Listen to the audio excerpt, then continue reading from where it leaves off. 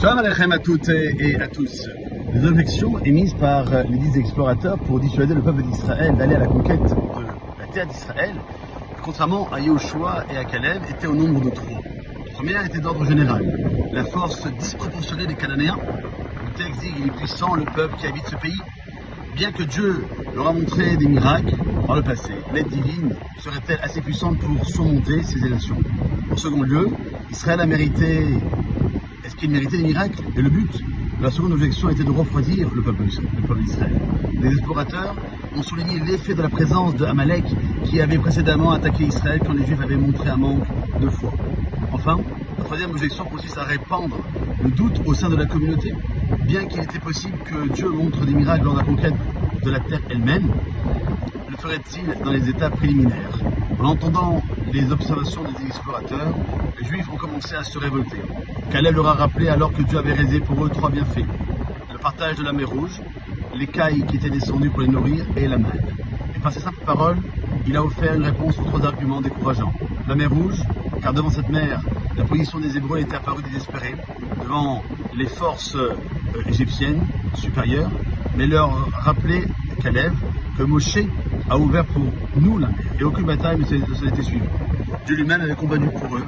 Il en ferait de même face aux puissants habitants de Canaan. L'écaille, parce que c'est par rapport à la venue d'Amalek, que Caleb leur a rappelé que même lorsqu'ils avaient réclamé à Moshe de la viande, et qu'alors qu'ils n'avaient que chercher des ennuis, Dieu les a miraculeusement gratifiés de caille.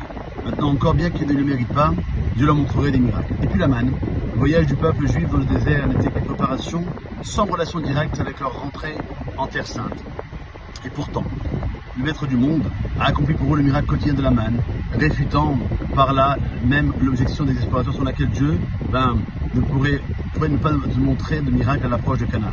Chacun d'entre nous est un émissaire de Dieu pour faire de notre environnement la terre d'Israël. Nous aussi faisons face aux propres inclinations au mal, notre Yetzer Hara, que certains suscitent la peur, que l'environnement soit particulièrement matérialiste, plus que partout ailleurs. Il est dangereux car il empêche l'authentique attachement à la Torah, et chez d'autres, le Yetzer Hara évoque le sentiment de ne pas être libre, de poursuivre une mission sacrée. Enfin, la troisième inclination du mal fait apparaître qu'il y a des obstacles même à l'approche de l'objet, de notre mission, de la vie. Notre réponse au Yetzer Hara est clairement énoncée dans la réponse de Caleb. Bien que notre environnement soit puissamment matérialiste, bien que nous ne soyons pas parfaits et que nous péchions, nous puissions compter sur Akadosh Baruch Hu qui arrivera à nous faire surmonter toutes les épreuves de cette fin d'exil, et que merci à Hachem, nous saurons même pouvoir recevoir le Melech HaMashiach, Mira Be'amenu. Amen. Bonne fin de journée.